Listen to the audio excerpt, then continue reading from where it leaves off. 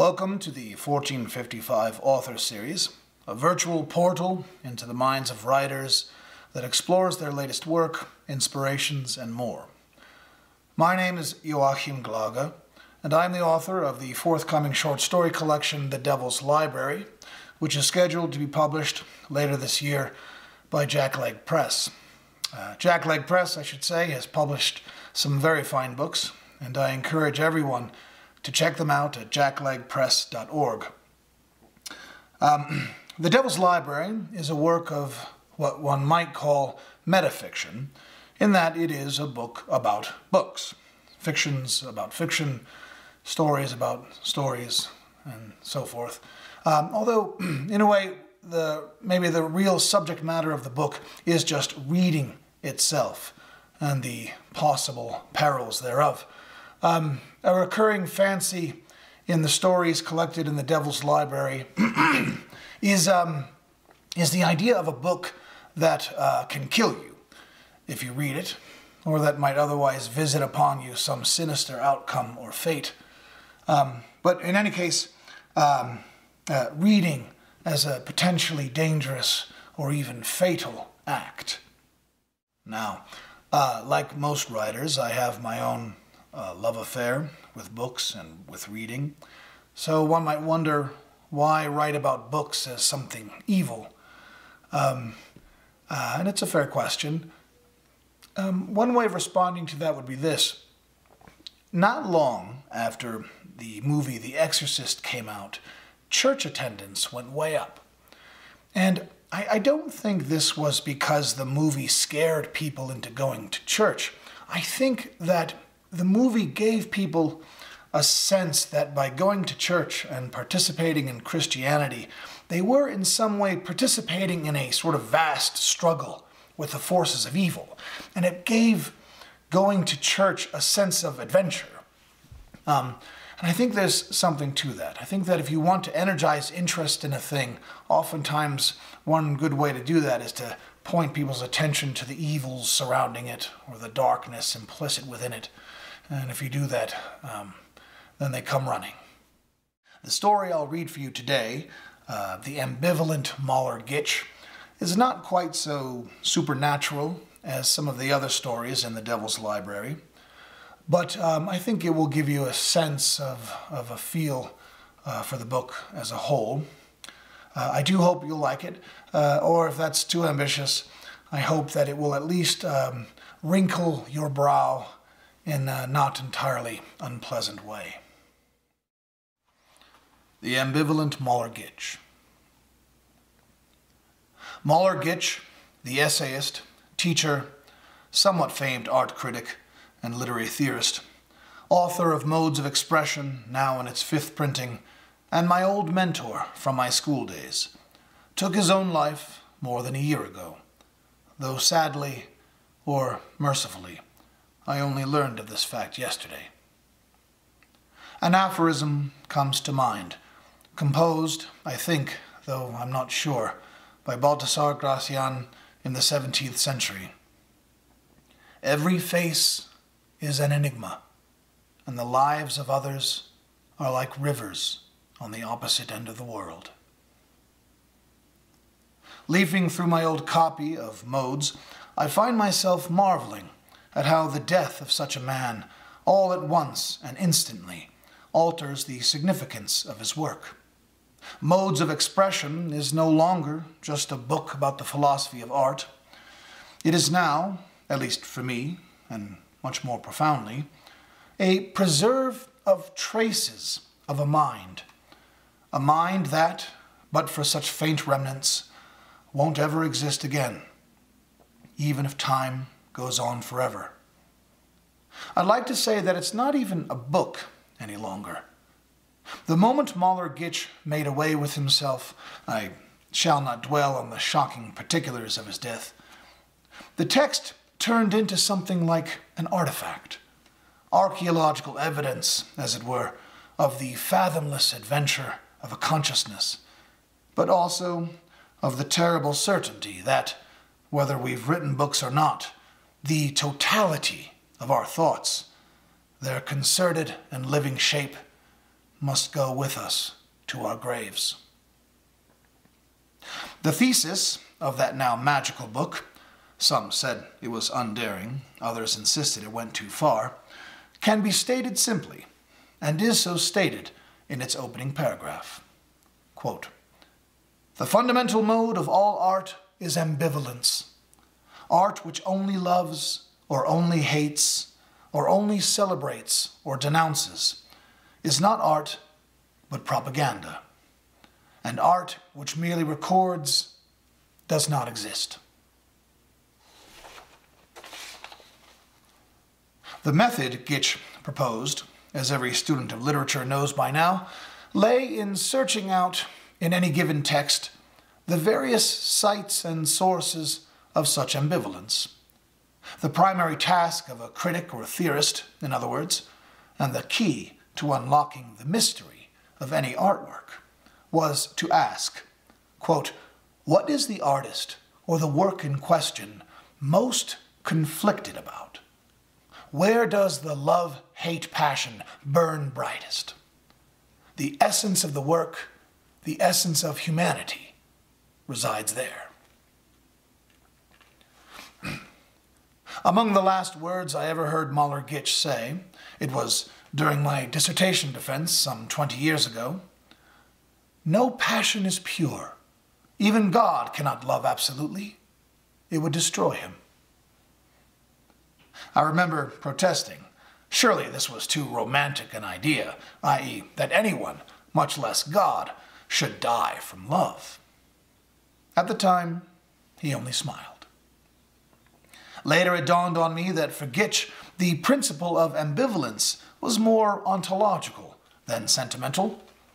Quote, "A pure or simple force or object," he declared in his sweeping, well-nigh Hegelian fashion, "can never sustain itself. Existence is already a contradiction, one that leaves nothing innocent. Add to that the dividedness of the human heart, and all of being may appear to be at its own throat.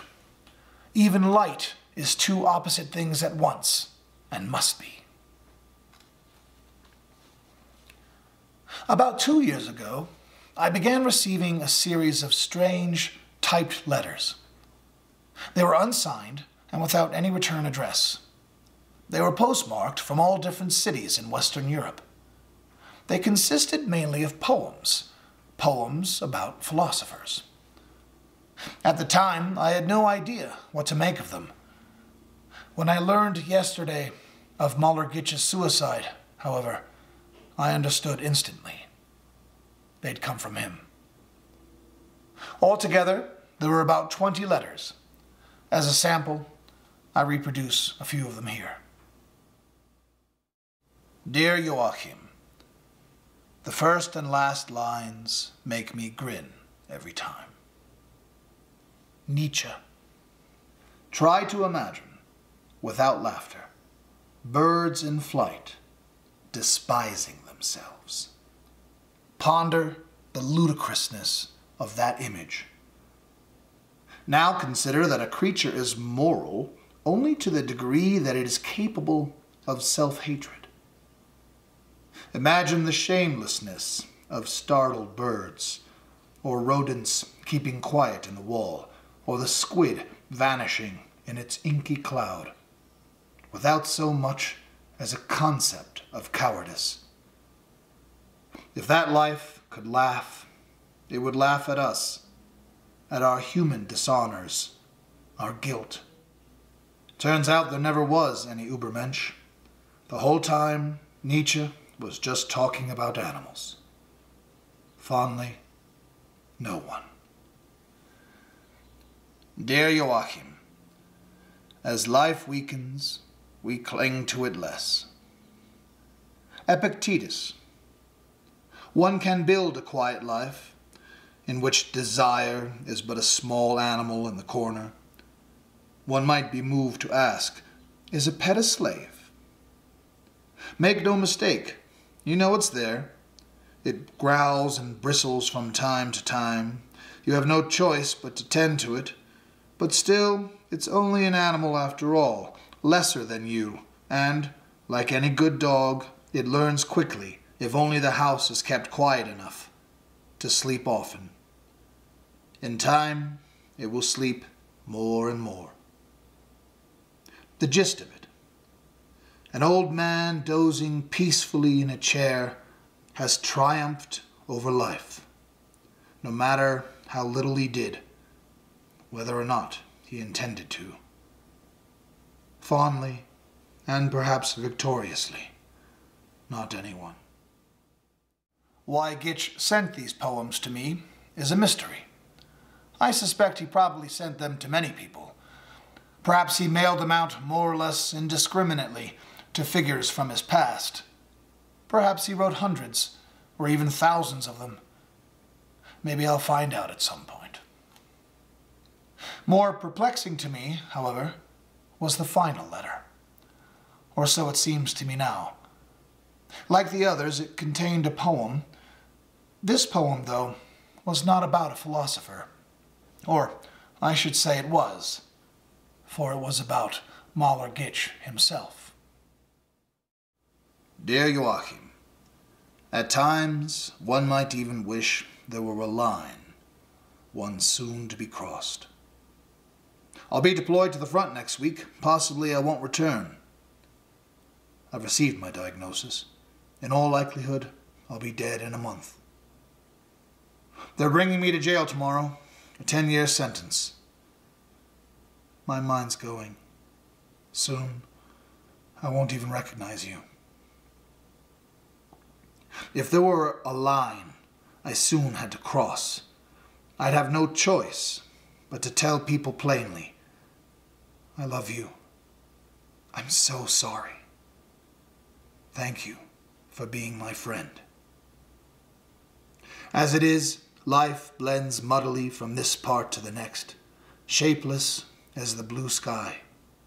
And here I am, 70 years old, lickety-split, with all the disbelief that accompanies old age, and most of the people I've known are dead already, and I've hardly said anything to anyone. Sometimes I wish there were a line, one that I'll soon have to cross.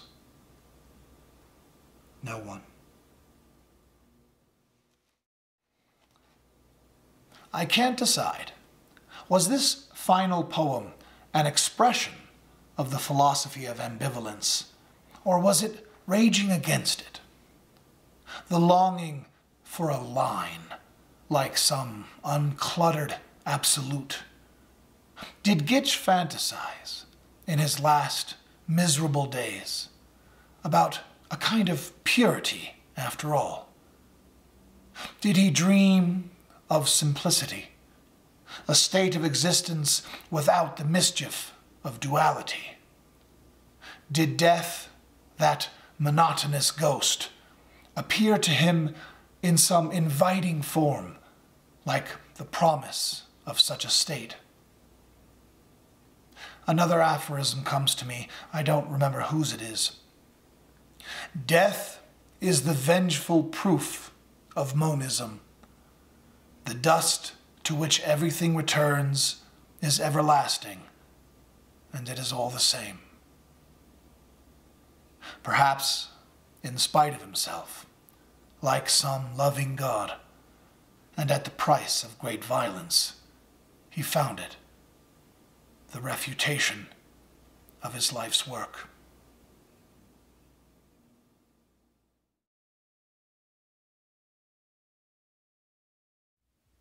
So I actually began writing fiction relatively late in life. I was in my 40s when I wrote my first short story. And one of the first stories that I wrote was this piece called The Long Revenge of Zobel Blake. And it was a story about the last man to die in a debtor's prison in America. And it was about these weird journals that he kept while in prison. But the piece actually ended up getting published in an academic journal, in the Journal of Philosophy and Literature. So that was sort of very encouraging to me. So not long after that, I tried my hand at another one called This one was called A Note on the Paraclytons, and it was a story about an ancient text where the legend goes, if you read it, then you perish. It was a turning point for me because the story got accepted for publication at a very nice literary magazine called LitMag, and they accepted it just 2 days after I sent it. So that was very encouraging to me, and it made me think that I was on to something, that there was the makings of a whole collection here. And so for the next few years, I wrote almost exclusively stories about imaginary and fabulous and oftentimes murderous books. And The Devil's Library is what came from that. I know that some people just go right to the writing of novels. I'm a member of a writers group here in Colorado Springs, a bunch of really great writers and brilliant people in the group. But a lot of them, I was sort of surprised to learn, they did just that. They just went right to writing novels. They read novels and they just started writing their own novels, novel after novel. And for me, my process was much more unambitious. I thought, okay, well, I should just write something small, send it out, see if anybody, likes it, see if anybody wants to publish it, and then sort of build up from there. So it was always my idea that I would write short stories, see if anyone wanted to publish them, and if I had any success, then I would maybe think about putting them together into a book, and only after that would I think about writing a novel. Well, the collection is coming out as a book, so I guess now the next step is to write a novel.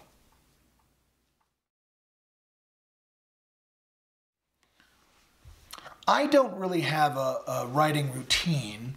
I suppose I have two principles that I adhere to that have worked well for me. I don't know if they, will work well for anyone else. But one of the principles is I never force it. I never sit down and say, okay, I'm going to write 2,000 words today. For me, I only sit down to write if I've been thinking about something for a while and it's gotten to the point where it's like burning a hole in my brain and I have to sit down and get it down because it's just like it's just on the tip of my tongue. Yeah, I don't ever sit down to write just because I feel like I should write. I wait until it's basically spilling out.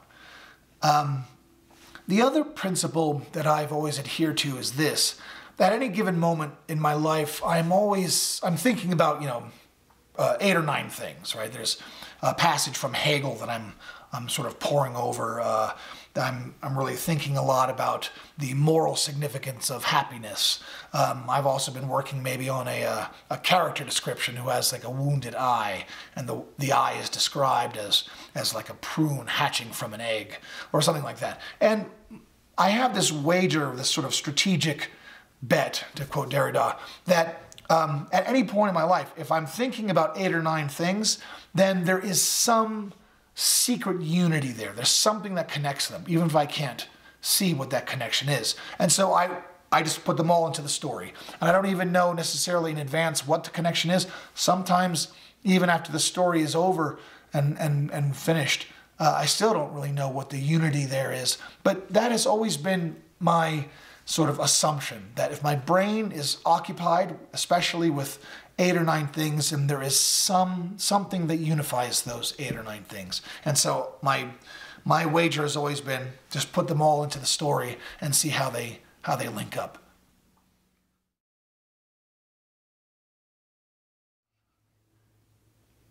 Well, I'm one of those writers that's sort of in the embarrassing position of having my influence be very, very obvious to anyone. Anyone who reads my writing knows that Jorge Luis Borges is a major influence on me. Borges is the master. I learned a lot from reading Borges. I read Borges all the time. That's just sort of obvious. Anytime anyone writes sort of, fictionalized essays, Borges is the obvious reference. But I would also say, I like to say that three of my major influences are not even writers at all. There are Eric Andre, Nathan Fielder, and Andy Kaufman, who are just three comedians. But I really always loved them because they showed a kind of audacity, and they have a way of mixing truth and fiction in a way that I find very, very interesting. The Devil's Library is very much about mixing truth and falsehood, truth and lies. There's lots of forgery in the book, lots of fake quotations. I'll quote Borges in a passage, and then I'll quote Bachelard, but the Borges quote is real, the Bachelard quote is actually made up. So a lot of the book is about experimenting with falsehood and lies. The greatest technique of lying, of course, is to mix the lie with truth. So you could think of the Devil's Library as an exploration of the lie, of techniques of lying. Philosophers of art for centuries have talked about art as a vehicle or a way of expressing truth through the form of fiction. I'm very interested in the idea of exploring literature and art as specifically a technology of falsehood, a technology of deception. What would it mean to think of literature not primarily as a source of truth, but as a source of lies? I think that's a very interesting theoretical question. On the one hand, one might say that every work of fiction is just a bunch of lies because it's fictional, right? On the other hand, you could also say just the opposite, that a work of fiction, precisely because it is overtly fictional, cannot possibly lie because it's overtly, expressly fictional. I'm interested in the idea that a particular sentence in a short story might actually successfully rise to the level of a lie. Like, can a work of fiction lie to the reader? That is a literary theoretical question that I'm definitely very interested in this book.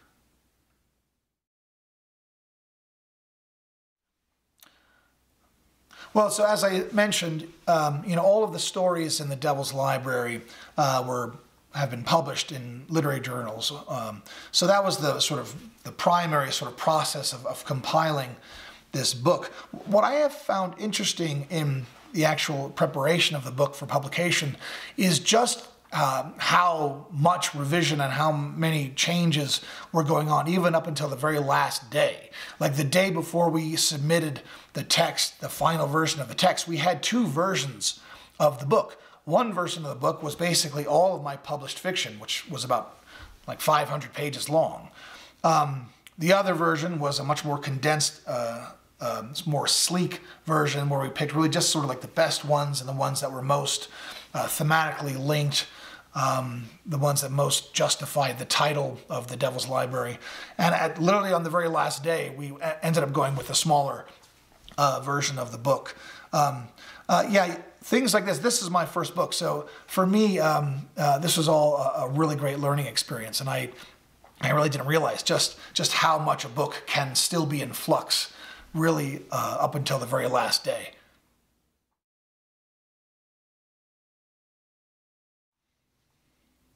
In any profession, there are various milestones, and really you're always just sort of looking at the next immediate milestone. So, I was a lawyer for a while. At first you just want to graduate law school and pass the bar. Then you want to get recruited into a law firm. Then you want to win your first big case. Then you want to make partner. All of these are sorts of milestones and steps on the ladder of success. As someone who's just finished his first book, for me right now, the next sort of immediate form of success for me is just to hold the book in my hands. Once the book is actually published and I'm holding an actual copy of the book in my hands, that will be success for me. After that, I don't know what comes next. Maybe you hope for a good review. Maybe you hope for decent sales. Maybe you hope to parlay it into a second book deal. I feel that sort of far down the road. For me, all I really want at this moment in my life and at this moment in my career is to hold the book.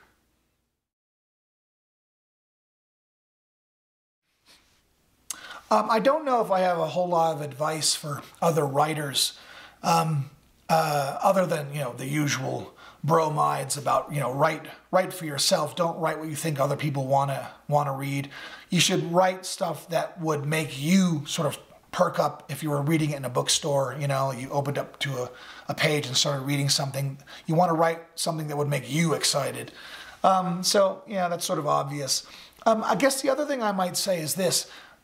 Keep working on a piece until you get to the point where a rejection wouldn't even bother you. I know I've sent out a piece too early if I get a rejection and I think, it should have been rejected. I still need to work on it. If that's like my immediate reaction, it's because the piece wasn't finished. Once I get to the point where when I get a rejection, I just smile because I think, they just don't get it. Then I know that the piece is ready to really send out to a lot of places. Keep working on a piece until you're so satisfied with it or even love it to such an extent that even a rejection just makes you smile.